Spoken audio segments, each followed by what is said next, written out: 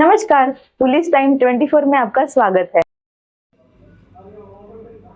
Akhil Bharatiya Congress committee द्वारा आयोजित पत्रकार परिषद में कांग्रेस के प्रत्याशी गोपालदास अग्रवाल ने कांग्रेस का मैनिफेस्टो दिखाते हुए कहा कि इंडिया गठबंधन जीतने पर अनेक योजनाएं दी जाएगी। इस अवसर पर इंडिया गठबंधन के वरिष्ठ नेता प्रमुखता से उपस्थित थे।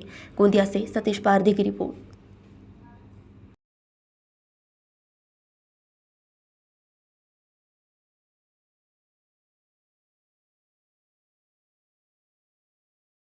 आदिवासी का पूरा ध्यान रख करके ये सब योजनाएं बनती है और उनकी जो समस्या का भी हम लोग पूरा अटेंड करने का काम भविष्य में जरूर करने वाले हैं। कुछ प्रश्न हमारे उनके सामने हमारे पास आए हैं, ऐसे सभी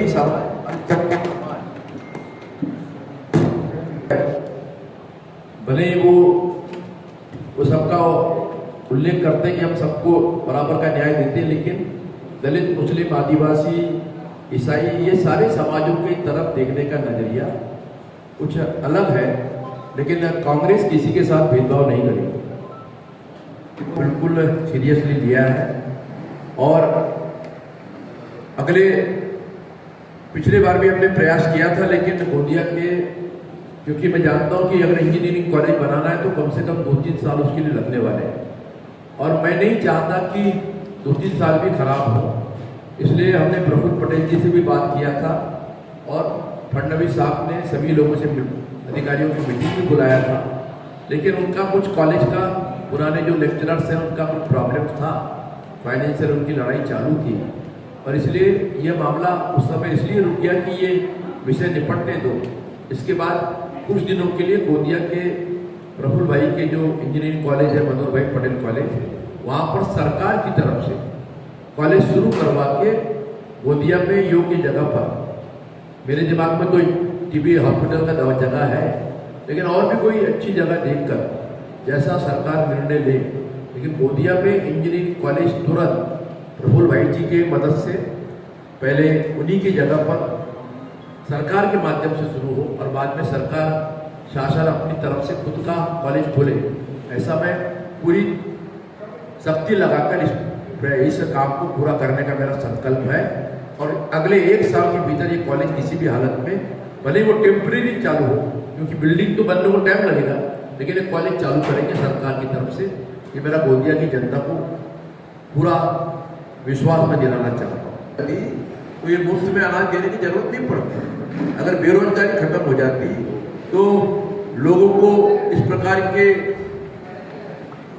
पेपरमेंट देने का, जो बांटने का काम चालू करना नहीं पड़ता। बेरोजगारी का तो प्रश्न है, बेरोजगारी के प्रश्न को छुपाने के लिए ही ये सब लॉलीपॉप बांटे जाते हैं और जनता कभी न कहीं बुलावे में आ जाती है। इसकी बात बिल्कुल सोचते नहीं, और इसी प्रफुल्ल अग्रवाल के पहले सुप्रीम कोर्ट तक गए, सुप्रीम कोर्ट ने केस वापस किया, यहाँ पर हमारे नागपुर हाई कोर्ट को रेफर किया, और वहाँ पर तत्कालीन जज भूषण गवई साहब का ये फैसला है, और उन्होंने कहा कि आपको एमसीआई को ये कहा कि आपने अगर 1 हफ्ते में तुम परमिशन नहीं दिया तो हम डायरेक्ट परमिशन देंगे, और तब जाकर ये कॉलेज 2016 से चालू हुआ। और इसलिए गोंदिया की जनता बहुत सुविज्ञ है, और इससे भी बड़ा बात है, विनोद अग्रवाल जी तो नहीं बोलते, लेकिन उससे उनके नेता फडणवीस साहब बोलते हैं कि मेडिकल कॉलेज विनोद भैया ने लाए हैं। तो ये कितना, ये उनके पूरे बोलने को ही अर्थ खत्म हो गया। पंचसूत्री घोषणाएं केवल घोषणा नहीं है, ये हमारा गारंटी कार्ड है। हमने जहां जो बोला हमने वो किया। लगातार गोपालदास अग्रवाल जी इस क्षेत्र के विकास में काम करते आए हैं। यहाँ की जनता ने उन्हें कई बार मौके दिए। हमें विश्वास है कि जो आज हम यानी कांग्रेस पार्टी, शिवसेना और एनसीपी मिलके जो इस क्षेत्र में जो हम लोग घूम रहे हैं, काम कर रहे हैं, तो जनता का रुझान हमको दिख रहा है, और ये तीनों पार्टी मिलके परिवार बन के हम गोंदिया विधानसभा में चुनाव लड़ रहे हैं। गोपालदास जी अग्रवाल निश्चित ही बहुत बड़े मार्जिन से चुनाव जीतने वाले हैं। मैंने 28 तारीख से इस विधानसभा का दौरा किया है। जहां जहां गया गोपालदास जी को लेके पब्लिक के बीच में एक अलग रुझान देखने को मिल रहा है। उनके किए हुए कामों को लोग याद कर रहे हैं, उनके गरीबों के प्रति समर्पण को लोग याद कर रहे हैं, उनके एक एक चीजों को, जो हमारे विपक्ष के लोग हैं किसी चीज को खुद से अपने आप को सर्कुलेट करके कामों को और विवादों में फंसाने की कोशिश कर रहे हैं, लेकिन लोग उस चीज को जान रहे हैं कि गोपाल दास अग्रवाल जी ने लोगों के लिए क्या काम किया है इस क्षेत्र के लिए। और निश्चित ही आने वाले समय में गोंदिया विधानसभा में कांग्रेस पार्टी के अधिकृत उम्मीदवार, महाविकास अघाड़ी के अधिकृत उम्मीदवार आदरणीय गोपाल दास अग्रवाल जी यहां से विजय श्री हासिल करेंगे और महाराष्ट्र में सरकार बनाने में अपना